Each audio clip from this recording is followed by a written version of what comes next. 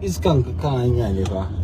Kuna iya gani kun ga wannan duk yara ne ga san a jikin kasuwar kwari ka gansu abinda kawai suke jira yanzu ka tafi gwamna an ce ta shiga cikin filin idi kun gansu ga yara can za a gansu ka gansu duk da guduma a hannunsu kun gansu ga su nan gaba daya kun gansu ga su nan har da adda da zarto kawai saboda suna son su afka dukiyar mutane bike da gani.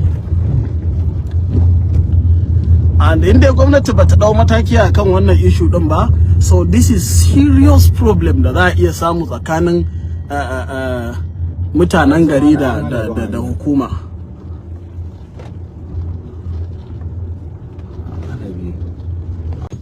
Ka gansu a ɗakar daren nan karfe 1 na dare kalli wani yaro daga shi sai gajeren wando ga wasu nan kun gansu.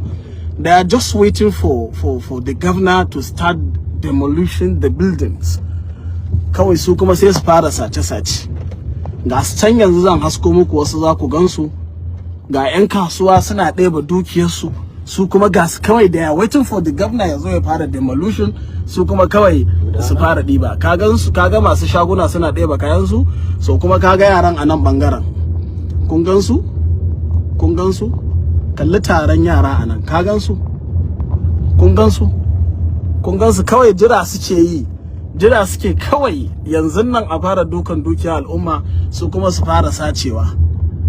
Yanzu a irin wannan rayuwa ake son al'umma mu ci gaba da tafiya a dinga daure wasu yara gindi suna sata. Look at them da dan Yusuf Abdullahi, look at them dan Allah kalle su matasa yara kalli wani abu kamar wuka kamar me kalle sa nan zamu shiga mu cikin filin idi za mu shiga ka gansu look at them la hawla wala quwwata illa billah.